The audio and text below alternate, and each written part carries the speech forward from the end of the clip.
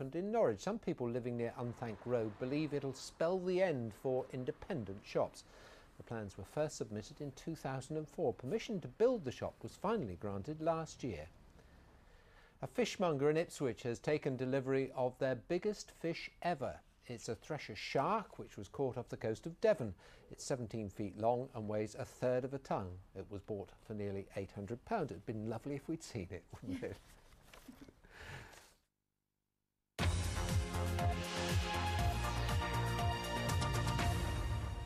You're watching Look East from the BBC. Coming up, from Suffolk to St Andrews.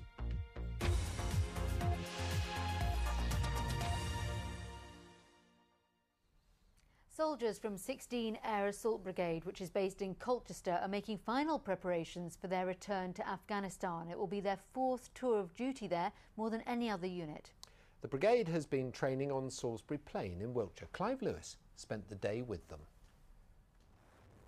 They make it look easy, deploying in precise combat order, instantly ready for whatever confronts them. Of course, this time it's just another exercise. Nothing more hostile than the awaiting media scrum. But in 3 months' time, this will become very real, as 16 Air Assault Brigade embarks on its 3rd tour of Helmand province in 4 years. The soldiers in green represent Afghan troops. Working ever closer with Afghan forces, getting them trained and ready. This has been a key element of 16 Air Assault Brigade's pre-deployment training. It's seen as crucial to any future exit strategy. But as we've seen this week, it comes with its own dangers. This week's death of 3 British servicemen killed by a renegade Afghan soldier has been deeply unsettling. Taliban infiltration adding yet another dimension to the dangers already facing them. We know the Afghan army very well as a brigade and you know, in terms of across the British Army. And I think on the basis of our knowledge can see how out of kilter this incident, this tragic incident that has happened yesterday is. So I would not see this as having an enduring impact in terms of the mutual trust between our forces. In the last 2 years, much in Afghanistan has changed, including the equipment they'll be using. Handling the new Huskies, Ridgebacks and next-generation Mastiffs has been a big part of their preparation. The troops themselves appear keen and confident, although they're aware that may not extend to their families. Obviously after last time I managed to come home fine, which was good, but obviously they know what to expect, so I'm sure it's a bit more reassuring for them, but obviously they're going to be nervous. I'd be lying if I said I wasn't slightly apprehensive, but again I'm keen to go and do my job, and if I am out with the guys on the ground, then I'll be doing the job to the best of my ability. 16 Air Assault Brigade know the coming tour is pivotal, setting the tempo and conditions for any UK exit strategy.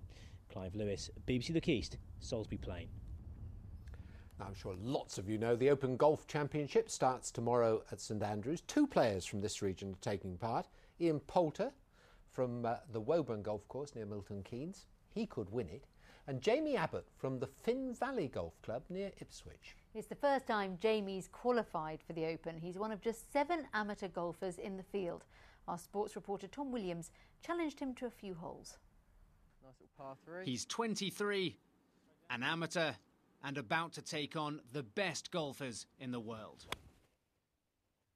Shot.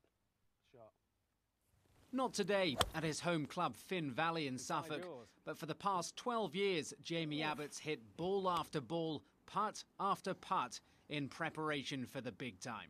Tomorrow he gets a taste of it on the grandest stage of all, the Open Championship. I watch it on TV and, you know, growing up and everything, and you see Tiger go out there and rip it up, and, you know, the crowds go wild and everything. So, you know, hopefully if I get off to a good start, they might remember my name somehow and get behind me. What do your friends and family think? Oh, they're over the moon, absolutely over the moon, you know, probably more than I am. Because almost for me it hasn't sunk in. I don't think it will hit me until I actually stand on the first tee on Thursday morning. Jamie just squeezed into the Open through a playoff in qualifying. He's represented England for 5 years. Soon he'll turn professional. No pressure today, Jamie playing against me in front of almost no one. But tomorrow, every step, every shot, every nerve-jangling 4-foot putt will be taken in front of the eyes of the golfing world. And this year, it's at St Andrews. Everyone says it's the home of golf. And You know, all the great players that go there just say it's the best place to play the Open Championship. Yeah, it's going to be unbelievable, you know, because the atmosphere is going to be mega. It's the 150th anniversary or whatever, so yeah, I can't wait so much. As long as the nerves don't get to him, I think he's going to be a very good chance of making the cut. As long as he can make the cut, and then after the cut, all he wants to do is win the silver medal, which is the top prize for an amateur. As a boy, he dreamed of playing in an Open. At 10:37 tomorrow, he'll tee off and turn that dream into reality. Tom Williams, BBC Look East, Witnesham. Hey, see, that would be a great double, wouldn't it? Yeah. Ian Poulter wins the claret jug and he wins the silver medal. Yeah, we wish them both the best of luck. The World Cup final assistant referee, Darren Cann, is back home in Norfolk today after weeks away in South Africa. Darren was part of the team which took charge, it's easy for me to think, took charge of what turned out to be one of the most controversial finals for years. Mike Liggins has been to see him. The World Cup final. For any child who's ever played the game, this is where dreams can take you. For Darren Cann, the dream is over. Yes, it is, yes. But what a dream. Match was refereed now, back home, we met this morning at the Pouring Land playing field, where Darren's refereeing career started. That was an angling combination match, reserve match, Pouring Land against Dickleborough. So all I remember is I didn't blow the whistle very hard, and I was more nervous for that game than I was for the World Cup final. Darren is one member of England's refereeing trio with Howard Webb and the other assistant, Mike Malarkey. They're not just colleagues, but also friends, and they took every opportunity to enjoy the World Cup experience. These are Darren's own photographs. Together they took charge of 3 games, including Slovakia, Italy, before they were awarded the big one. As soon as Howard's name was called out, then we knew that the names of Cann and Malarkey would follow. And that was the most wonderful moment of my professional career. So this is it.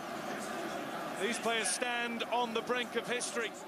Howard Webb was forced to hand out 14 yellow cards in a bad-tempered final played in a mean spirit. Keen to go to Brazil in 4 years' time, Darren Cann is diplomatic about what took place on Sunday night. It was obviously up to the two sides to decide how they wanted to approach the game. I think one probably came to play a little bit more football than the other, in truth. And we just obviously have to make the decisions and get them as accurate as possible.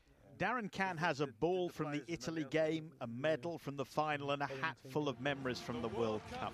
He has no regrets about the referee's role in the final and is now looking forward to Brazil 2014.